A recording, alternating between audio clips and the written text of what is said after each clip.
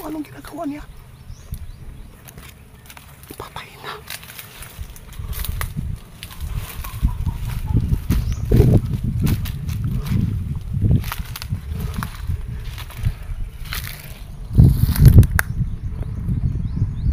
Tao sa punso. Kasi anong ginawa niya? Bakit po? Hindi kaya ito yung mangkukulam, guys? Bakit nakatuon lang siya doon sa may punso? Parang tago lang tayo sa may puno, guys.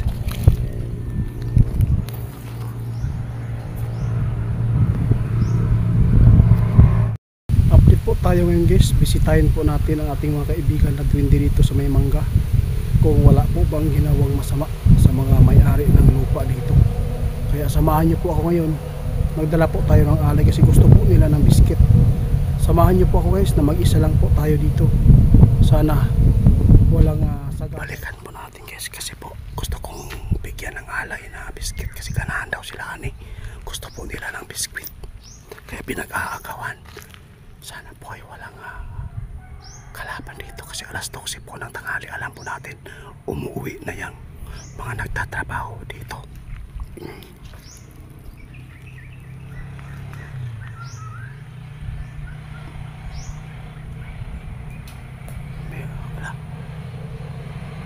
Parang may tao, guys, sa may punso.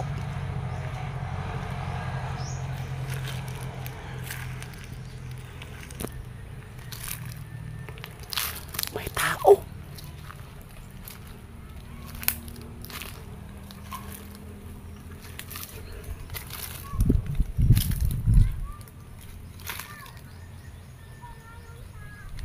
Naamoy tayo, guys.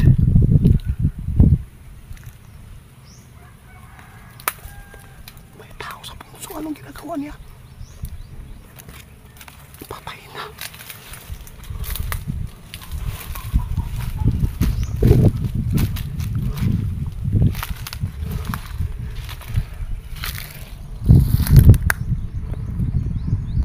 Tao sa punso. Kasi anong ginawa niya? Bakit po?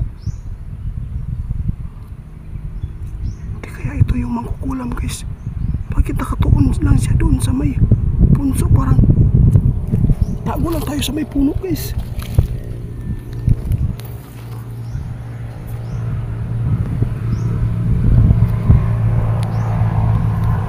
Ito po yung may-ari ng lupa, guys. Tingnan nyo.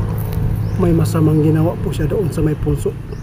Siguro may tinitingnan po siya mula nang kinuha natin yung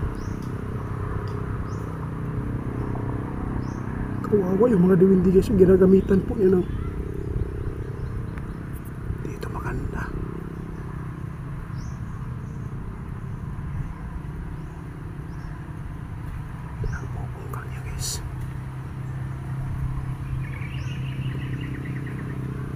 kawawa yung mga duwindi, guys. Sasaktan niya. Meron tayong alay, guys, ngunit di tayo makatuloy. Parang sinisira po niya yung punso. Parang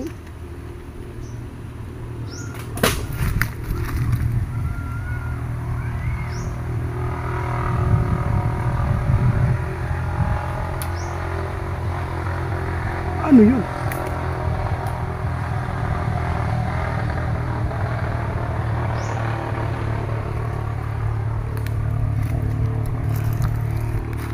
Wala tayong magawa, guys.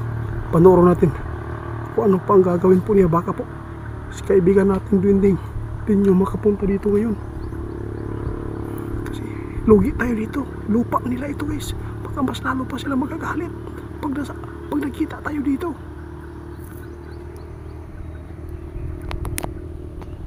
May tao. Santo niya ata yung nalaglag. Kailangan na hindi siya makakita sa atin, guys, para maprotektahan natin yung duwende dito. Dinalan po natin ang alay para lang. Tingnan yung kabushit niya. Kawawa. Tingnan nyo, guys. Tingnan nyo, guys. Sana po si Siuto yung gumawa sa kanya. Nagkipaglaban yung duwende, guys. Tingnan nyo, guys. Umalis siya. Sana hindi tayo nakita. Salamat naman. May umatake sa kanya guys. Ito yung mangkukulam yata guys. Matanda na. Kasi iba po yung galawan niya. Mamaya, puntahan natin mamaya para makita natin guys.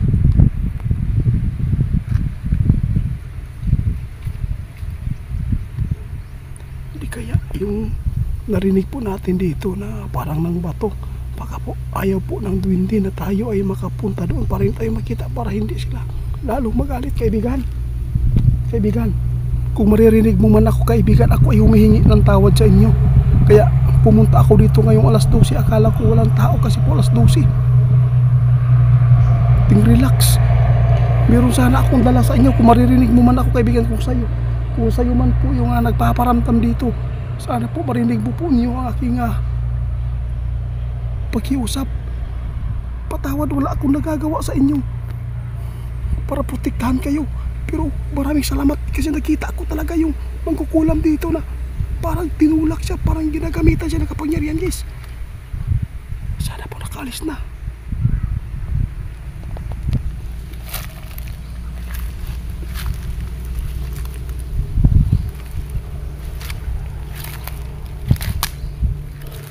Alam kong umalis siya guys dahil po karamdaman siguro niya na mayroong kapangyarihan talaga yun.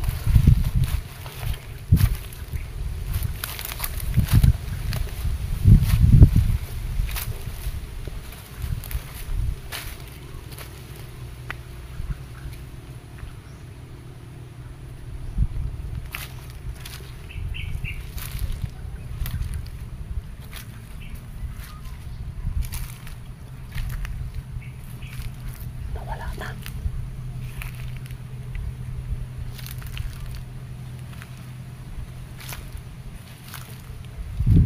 Nawala guys.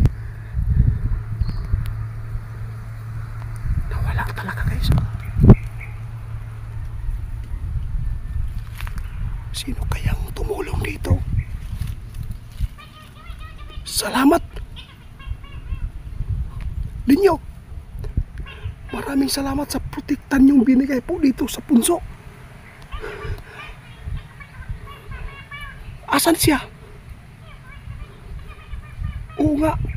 Kaya hindi ko talaga ginawa na magpapakita at magpaparamdam sa taong may-ari ng lupa. Asan na po siya? Umalis?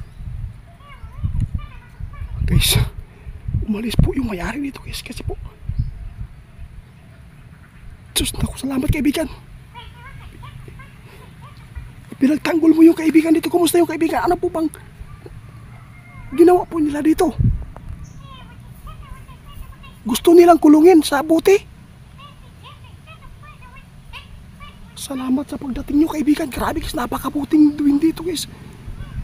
Asa na sila ngayon? Nandyan po. Meron silang nilakay doon na asin. Kawawa naman po kaibigan. Kaya hindi ko inaasahan kaibigan. Alam po ninyo pala yung nangyayari po dito, kaya nandito kayo. Salamat po sa inyong pagtanggol po sa kaibigan nating duwende dito. Ano po sabi ng mga duwende? Wala silang sinabi sa iyo na sasama. Salamat po. Sige. Guys, sabi po ng ating kaibigan, itiit, kailangan mong makaalis muna dito. Kasi po nasasaktan po yung may-ari ng lupa dito. Dahil ginamitan ni kaibigan ng kapangyarihan guys, kaya umalis. Kaibigan, ano pong naisip niya? Ang naisip po ng may-ari po dito guys, kung bakit siya nasaktan, akala po siguro na yung may-ari dito na yung 20 siya nakatira, lumalaban na. Salamat kaibigan ha. Sana po ay matakot sila. Pero bakit po kaibigan? Guys, nakakaluig yun guys. Nakakaawa talaga yung kalagayan po ng duwende dito ng mga bago. Dahil po guys, kung hindi na dumating si kaibigan, posibleng maipasok ito sa buti.